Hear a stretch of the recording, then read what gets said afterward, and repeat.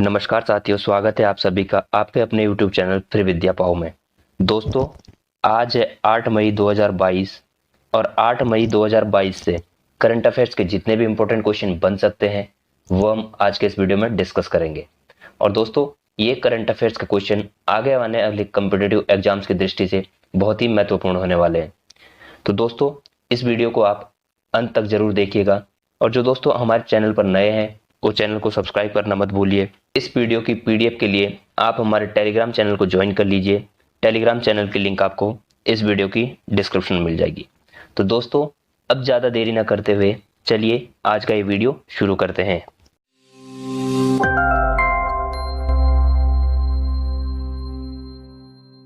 आज का सबसे पहला क्वेश्चन हमारा, भारतीय वायुसेना के महानिदेशक निरीक्षण और सुरक्षा के रूप में किसे नियुक्त किया गया है? तो दोस्तों, इसका सही आंसर हो जाएगा आपका option A, air marshal Sanjeev Kapoor. तो दोस्तों, एयर मार्शल संजीव कपूर को वायुसेना के महानिदेशक के रूप में नियुक्त किया गया है। तो दोस्तों, वायुसेना की बात हुई है तो वायुसेना के बारे में देखते हैं। स्थापना कब हुई? 15 अक्टूबर 1932 में। हेडक्वार्टर है दोस्तों नई दिल्ली में। संस्थापक JRD टाटा। चेयरमैन है दोस्तों नटराजन चंद्रशेखरन। एयर मार्शल संजीव कपूर को वायुसेना मुख्यालय नई दिल्ली में भारतीय वायु सेना के महानिदेशक निरीक्षण और सुरक्षा के रूप में नियुक्त किया गया है। वह वायुसेना पदक और अति विशिष्ट सेवा पदक से प्राप्त करता है। पदभार ग्रहण करने से पहले वे राष्ट्रीय रक्षा अकादमी पुणे में कमांडेंट थे। उन्होंने कॉलेज ऑफ डिफेंस मैनेजमेंट में संकाय के प्रमुख और वरिष्ठ वायुसेना प्रशिक्षक के रूप में भी कार्य किया है। नेक्स्ट क्वेश्चन हमारा, टाटा मोटर्स ने 7 मार्च 2026 तक किसे अतिरिक्त निदेशक के रूप में नियुक्त किया है?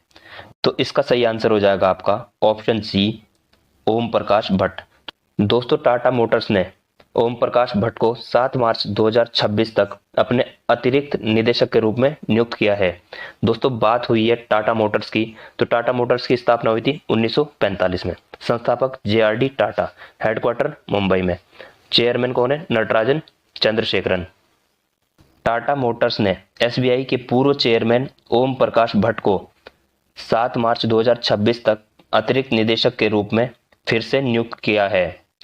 उनका लगातार दूसरा कार्यकाल 9 मई 2022 से शुरू होगा। इससे पहले उन्हें 9 मई 2017 से 8 मई 2022 तक 5 साल की अवधि के लिए एक गैर कार्यकारी स्वतंत्र निदेशक के रूप में नियुक्त किया गया था। नेक्स्ट क्वेश्चन हमारा, किस केंद्रीय मंत्री ने 5 मई 2022 को enterprise India national cure conclave 2022 का उद्घाटन किया है? तो इसका सही आंसर हो जाएगा आपका ऑप्शन ए, नारायण राणे।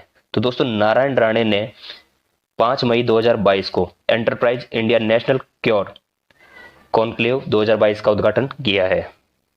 केंद्रीय MSME मंत्री नारायण राणे ने 5 मई 2022 को enterprise India national cure conclave 2022 का उद्घाटन किया है। यह तमिलनाडु के कोयम्बटूर में आजादी का अमृत महोत्सव के तहत आयोजित किया जा रहा है। क्योर उद्योग पुरस्कार 44 क्योर और क्योर उत्पाद निर्माण निर्यात करने वाली इकाइयों को वितरित किए गए। नेक्स्ट क्वेश्चन हमारा, किस संगठन ने डिफेंडर यूरोप 2022 और स्विफ्ट रिस्पॉन्स 2022 अभ्यास शुरू किया है? तो इसका सही आंसर हो जाएगा आपका ऑप्शन ए, नाटो। तो दोस्तों, नाटो ने डिफेंडर यूरोप 2022 और स्विफ्ट रिस्पॉन्स 2022 अभ्यास शुरू किए हैं। बात नाटो की हुई है तो नाटो के बारे में देखते हैं। दोस्तों, नाटो की फुल फॉर्म क्या है? North Atlantic Treaty Organization. Hindi में बोलते हैं दोस्तों उत्तरी अटलांटिक संधि संगठन। स्थापना हुई थी 4 अप्रैल 1949 को। हेडक्वार्टर है दोस्तों ब्रुसेल्स, बेल्जियम में। सदस्य देश है दोस्तों 30। महासचिव है दोस्तों जोन्स स्टोल्टेनबर्ग। उत्तरी अटलांटिक संधि संगठन नाटो ने डिफेंडर यूरोप 2022 और स्विफ्ट रिस्पॉन्स 2022 अभ्यास शुरू किया। डिफेंडर यूरोप 2022 और स्विफ्ट रिस्पॉन्स 2022 अभ्यास 1 मई 2022 को शुरू होगा, जो कि 27 मई 2022 तक चलेगा।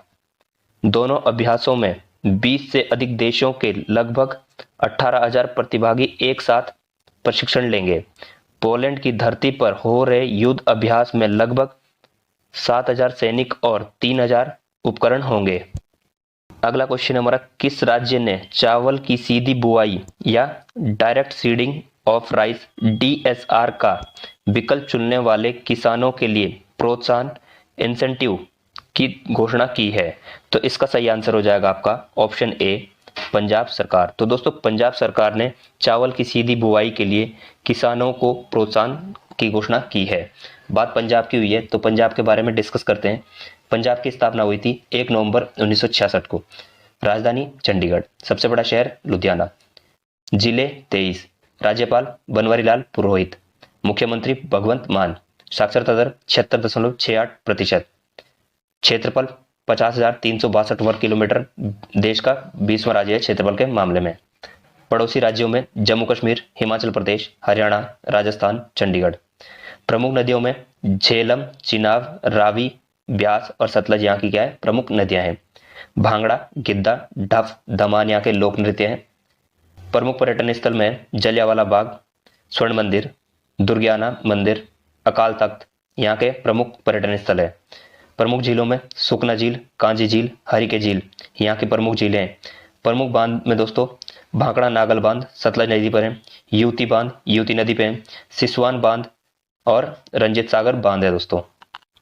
पंजाब सरकार ने हाल ही में चावल की सीधी बुआई direct seeding of rice DSR का विकल्प चुनने वाले किसानों के लिए प्रति एकड़ 1,500 रुपए प्रोत्साहन इंसेंटिव की घोषणा की है। पिछले साल राज्य में कुल चावल क्षेत्र का 18% डीएसआर के अधीन था, जबकि सरकार का लक्ष्य 10 लाख हेक्टेयर था। पंजाब कृषि विश्वविद्यालय पीएयू के अध्ययन के अनुसार डीएसआर तकनीकी 15% से 20% और कभी कभी 23% पानी बचाने में मदद करती है। यह श्रम की कमी की समस्या को भी हल कर सकती है, क्योंकि धान की नर्सरी और रोपाई के बिना धान के बीज सीधे मशीन से बोए जाते हैं। नेक्स्ट क्वेश्चन हमारा, राष्ट्रीय परिवार स्वास्थ्य सर्वेक्षण NFHS 5 के अनुसार भारत में नई कुल प्रजनन दर TFR क्या है? तो इसका सही आंसर हो जाएगा आपका ऑप्शन ए 2.0। तो दोस्तों 2.0 भारत में जन्म दर है दोस्तों। केंद्रीय स्वास्थ्य मंत्री मनसुख मंडाविया ने बड़ोदरा में आयोजित स्वास्थ्य चिंतन शिविर में राष्ट्रीय परिवार स्वास्थ्य सर्वेक्षण NFHS 5 के 5वें दौर की राष्ट्रीय रिपोर्ट जारी की। कुल प्रजनन दर टोटल फर्टिलिटी रेट TFR, जिसे प्रति महिला बच्चों की औसत संख्या के रूप में मापा जाता है, राष्ट्रीय स्तर पर NFHS 4 और 5 के बीच 2.2 से घटकर 2.0 हो गई है। नेक्स्ट क्वेश्चन हमारा, किस राज्य के जेल विभाग ने राज्य भर की जेलों में सजा काट रहे कैदियों के लिए ऋण योजना शुरू की है? तो इसका सही आंसर हो जाएगा आपका ऑप्शन डी, महाराष्ट्र। दोस्तों, महाराष्ट्र सरकार ने जेल में कैदियों के लिए ऋण योजना शुरू की है और इस योजना का क्या नाम है दोस्तों? जीवाला। बात दोस्तों महाराष्ट्र की हुई है तो महाराष्ट्र के बारे में डिस्कस करते हैं। स्थापना हुई थी 1 मई 1960 को। राजधानी मुंबई, सबसे बड़ा शहर मुंबई, जिले हैं 36, राज्यपाल भगत सिंह कोश्यारी, मुख्यमंत्री उद्धव ठाकरे, लिंगानुपात 1000 पुरुषों में 929 महिलाएं, साक्षरता दर 84.8%, क्षेत्रफल है 3,07,713 वर्ग किलोमीटर दोस्तों, देश का तीसरा राज्य है क्षेत्रफल के मामले में। पड़ोसी राज्यों में दोस्तों गोवा, कर्नाटक, तेलंगाना, छत्तीसगढ़, मध्य प्रदेश, गुजरात, इसके क्या है? पड़ोसी राज्य हैं दोस्तों। प्रमुख नदियों में दोस्तों गोदावरी, नर्मदा, पेनगंगा और भीमा इसकी प्रमुख नदियां हैं। लोक नृत्य में दोस्तों लावणी, गौरीचा, दहीकला, लेजम यहाँ के क्या है? प्रमुख लोक नृत्य हैं। दोस्तों पर्यटन स्थल की बात की जाए, अजंता की गुफाएं, एलोरा की गुफाएं, एलिफेंटा की गुफाएं, gateway of India, Chhatrapati Shivaji terminal, Bibi ka Maqbara, Kailash मंदिर, आगा खां पैलेस, लोनार झील और हैंगिंग गार्डन यहाँ के क्या है? प्रमुख पर्यटन स्थल है। महाराष्ट्र कारागार विभाग ने राज्य की जेलों में सजा काट रहे कैदियों के लिए एक ऋण योजना शुरू की है। जीवाला नामक क्रेडिट योजना महाराष्ट्र राज्य सहकारी बैंक द्वारा पेश की जा रही है। पायलट योजना को पुणे के यरवदा सेंट्रल जेल में कैदियों के लिए पेश किया गया है और धीरे धीरे इसे राज्य भर की लगभग 60 जेलों में विस्तारित किया जाएगा। अगला क्वेश्चन हमारा, फाइजर ने किस आईआईटी के रिसर्च पार्क में एक वैश्विक दवा विकास केंद्र स्थापित किया है? तो इसका सही आंसर हो जाएगा आपका ऑप्शन बी, आईआईटी मद्रास। तो दोस्तों, फाइजर कंपनी ने आईआईटी मद्रास के रिसर्च पार्क में एक वैश्विक दवा विकास केंद्र स्थापित करने की घोषणा की है। दोस्तों, बात फाइजर की हुई है तो फाइजर कंपनी की स्थापना हुई थी 1849 में। संस्थापक दोस्तों चार्ल्स फाइजर और चार्ल्स एफ एरहार्ड। हेडक्वार्टर दोस्तों न्यूयॉर्क में। CEO Albert Barlow. फाइजर ने चेन्नई में आईआईटी मद्रास रिसर्च पार्क में एक वैश्विक दवा विकास केंद्र स्थापित किया है। केंद्र की क्षमताओं की सक्रिय दवाओं सामग्री एपीआई और विभेदित उत्पादों की तैयार खुराक दोनों का विकास शामिल होगा। फाइजर ने 61,000 वर्ग फुट के अनुसंधान और प्रौद्योगिकी केंद्र में 20 मिलियन अमेरिकी डॉलर का निवेश किया है। अगला क्वेश्चन हमारा, हाल ही में टी20 क्रिकेट में सर्वाधिक अर्धशतक जड़ने वाले खिलाड़ी कौन बने हैं? तो इसका सही आंसर हो जाएगा आपका ऑप्शन डी, डेविड वार्नर। तो दोस्तों, डेविड वार्नर ऑस्ट्रेलिया के ओपनर बल्लेबाज हैं और ये दोस्तों टी20 के अपने कैरियर में सर्वाधिक अर्धशतक जड़ने वाले खिलाड़ी बन गए हैं। डेविड वार्नर ने हैदराबाद टीम के खिलाफ खेलते हुए 89वां टी20 अर्धशतक पूरा किया। क्रिस गेल ने इस फॉर्मेट में 88 अर्धशतक अपने नाम किए हैं। गेल के रिटायरमेंट ले लिया है तो अब वार्नर का रिकॉर्ड तोड़ना बहुत ज़्यादा मुश्किल होगा। वार्नर और गेल के बाद टी20 क्रिकेट में सबसे ज़्यादा अर्धशतक लगाने के मामले में तीसरे स्थान पर विराट कोहली का नाम है। विराट कोहली ने अभी तक कुल 76 अर्धशतकीय पारियां खेली हैं। वार्नर ने इनके अतिरिक्त एक और रिकॉर्ड अपने नाम किया है। इस प्रारूप में वार्नर 400 छक्के भी पूरे हो गए हैं। अगला क्वेश्चन हमारा, हाल ही में 8000 मीटर से ऊंची 5 चोटियां फतेह करने वाली पहली भारतीय महिला कौन बनी है? तो इसका सही आंसर हो जाएगा आपका ऑप्शन बी, प्रियंका मोहिते। तो दोस्तों, प्रियंका मोहिते 8000 मीटर से ऊंची 5 चोटियों को फतेह करने वाली भारत की पहली महिला बन गई है। पश्चिमी महाराष्ट्र के सतारा की प्रियंका मोहिते 5 मई 2022 को कंचनजंगा पर्वत की चढ़ाई करने के बाद 8000 मीटर से अधिक ऊंची 5 चोटियों को फतेह करने वाली पहली भारतीय महिला बन गई है। उनके भाई आकाश मोहिते के अनुसार प्रियंका ने 5 मई को शाम 4:52 दुनिया की तीसरी सबसे ऊंची चोटी कंचनजंगा 8586 मीटर का अपना अभियान सफलतापूर्वक पूरा किया। अगला क्वेश्चन हमारा, टोनी ब्रुक्स का निधन हुआ है, वह एक प्रसिद्ध क्या थे? तो दोस्तों, इसका सही आंसर हो जाएगा आपका ऑप्शन ए, F1 रेसर। तो दोस्तों, फॉर्मूला 1 रेसर थे दोस्तों टोनी ब्रुक्स, जिनका हाल ही में निधन हुआ है। 1950 के दशक में 6 फॉर्मूला 1 ग्रांड प्री जीतने वाले रेसर टोनी ब्रुक्स का हाल ही में निधन हुआ है, जिन्हें रेसिंग डेटिस्ट के नाम से भी जाना जाता था।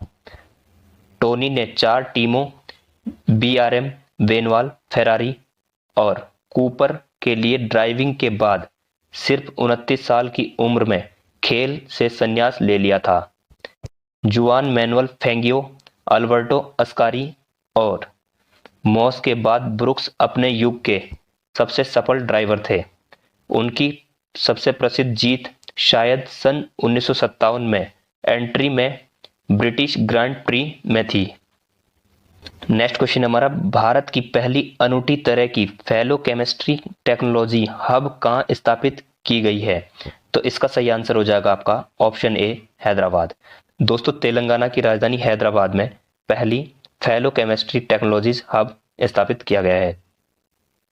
तेलंगाना सरकार ने उद्योग भागीदारों के साथ मिलकर doctor Reddy's institute of life sciences DRILS में fellow chemistry technologies hub launch किया। यह हब तेलंगाना सरकार द्वारा डॉक्टर रेड्डीज लेबोरेटरीज और लॉरेंस लैब्स के संयोग से फार्मास्यूटिकल उद्योग में कुशल और टिकाऊ प्रौद्योगिकी को शामिल करने और बढ़ावा देने के लिए एक महत्वपूर्ण प्रयास है। अगला क्वेश्चन हमारा, रिद्धिमान साहा के मामले में बीसीसीआई ने किस पत्रकार पर 2 साल का प्रतिबंध लगाया? तो इसका सही आंसर हो जाएगा आपका ऑप्शन बी, बोरिया मजुमदार। तो दोस्तों बोरिया मजुमदार पर बीसीसीआई ने 2 साल का बैन लगा दिया है। दोस्तों बात बीसीसीआई की हुई है, तो दोस्तों बीसीसीआई की फुल फॉर्म क्या होती है? Board of control for cricket in India. Hindi में बोलते हैं दोस्तों भारतीय क्रिकेट नियंत्रण बोर्ड। स्थापना हुई थी 1928 में। हेडक्वार्टर वानखेड़े मुंबई में है दोस्तों। अध्यक्ष है सौरभ गांगुली, उपाध्यक्ष राजीव शुक्ला और सचिव जय शाह है दोस्तों। अब पुरुष टीम के कोच कौन है? राहुल द्रविड़। महिला टीम के कोच है दोस्तों तुषार अरोठे। भारतीय क्रिकेट कंट्रोल बोर्ड ने रिद्धिमान शाह मामले में बोरिया मजुमदार पत्रकार पर 2 साल का प्रतिबंध लगाया। उन्हें आंतरिक जांच में विकेट कीपर रिद्धिमान शाह को धमकी देने और डराने के प्रयास का दोषी पाया गया था। बीसीसीआई शीर्ष परिषद ने पिछले हफ्ते अपनी बैठक के दौरान 3 सदस्यीय समिति की रिपोर्ट पर विचार किया और मजुमदार को किसी भी क्रिकेट में शामिल होने या 2 साल के लिए क्रिकेटरों के साक्षात्कार पर प्रतिबंध लगाने का फैसला किया। अगला क्वेश्चन हमारा, भारत का पहला घरेलू हाइड्रोजन ईंधन वाला इलेक्ट्रिक पोत किस कंपनी द्वारा बनाया जाएगा? तो इसका सही आंसर हो जाएगा आपका ऑप्शन ए, कोचिन शिपयार्ड। तो दोस्तों कोचिन शिपयार्ड द्वारा पहला घरेलू हाइड्रोजन ईंधन वाला इलेक्ट्रिक पोत बनाया जाएगा। बात दोस्तों कोची शिपयार्ड लिमिटेड की हुई है, तो स्थापना हुई थी 19 अप्रैल 1972 में। हेडक्वार्टर है दोस्तों कोची में। चेयरमैन और एमडी है Madhu S Nair. Cochin shipyard limited ने भारत का पहला घरेलू हाइड्रोजन ईंधन वाला इलेक्ट्रिक पोत विकसित किया, जिससे हरित शिपिंग की दिशा में देश के प्रयासों को गति मिलेगी। हाइड्रोजन द्वारा संचालित ईंधन सेल एक कुशल पर्यावरण के अनुकूल शून्य उत्सर्जन डायरेक्टर करंट डीसी शक्ति स्रोत है, जो पहले से ही भारी शुल्क वाली बस, ट्रक और ट्रेन अनुप्रयोगों में उपयोग किए जा चुके हैं और इसे समुद्री अनुप्रयोगों के लिए विकसित किया जा रहा है। नेक्स्ट क्वेश्चन हमारा, किस बैंक ने प्रोजेक्ट वेव के तहत pre approved personal loan launch किया है? तो इसका सही आंसर हो जाएगा आपका ऑप्शन ए, इंडियन बैंक। तो दोस्तों इंडियन बैंक ने pre approved personal loan launch किया है। दोस्तों बात हुई है इंडियन बैंक की, तो दोस्तों इंडियन बैंक की स्थापना कब हुई थी? 15 अगस्त 1907 में। हेडक्वार्टर है दोस्तों चेन्नई में। संस्थापक है दोस्तों स्वामी राम चेटियार और V Krishnaswamy Iyer. CEO है दोस्तों शांतिलाल जैन। सार्वजनिक क्षेत्र के बैंक इंडियन बैंक ने प्रोजेक्ट वेव के तहत pre approved personal loan launch किया है। चेन्नई स्थित बैंक ने अपने पहले डिजिटल उत्पाद pre approved personal loan PAPL को पेश करने के लिए जनवरी 2022 में world of advance virtual experience wave digital transformation project की घोषणा की है। इसका उद्देश्य उपभोक्ताओं को तेजी से ऋण वितरण करना है। नेक्स्ट क्वेश्चन हमारा, महानिदेशक स्तर पर भारत ब्रिटेन राष्ट्रमंडल वार्ता मई 2022 में किस शहर में आयोजित की गई? तो इसका सही आंसर हो जाएगा आपका ऑप्शन ए, नई दिल्ली। तो दोस्तों नई दिल्ली में भारत ब्रिटेन राष्ट्रमंडल वार्ता आयोजित की गई है। महानिदेशक स्तर पर भारत ब्रिटेन राष्ट्रमंडल वार्ता 5 मई 2022 को नई दिल्ली में आयोजित की गई है। भारतीय प्रतिनिधिमंडल का नेतृत्व विदेश मंत्रालय के अधिकारियों के साथ संयुक्त राष्ट्र राजनीतिक प्रभाग के संयुक्त सचिव प्रकाश गुप्ता ने किया। ब्रिटेन के प्रतिनिधिमंडल का नेतृत्व ब्रिटेन की राष्ट्रमंडल राजदूत जो लोमास और विदेश राष्ट्रमंडल और विकास कार्यालय FCDO के अधिकारियों ने किया।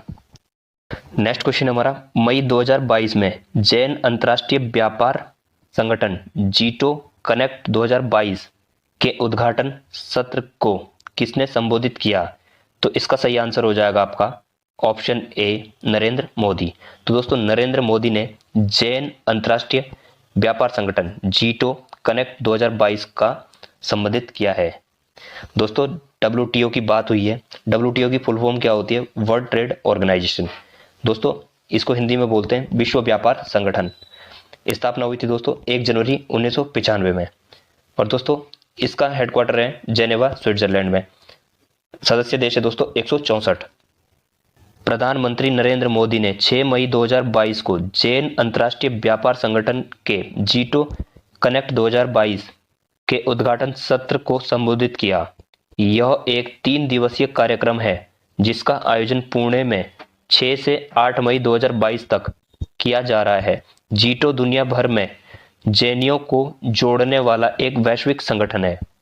आज की इस वीडियो का सबसे आखिरी क्वेश्चन हमारा 5 मई 2022 को किस देश के कार्यकर्ता सेसिल नदजेबेट ने 2022 वंगारी मथाई वंश चैंपियंस पुरस्कार जीता है?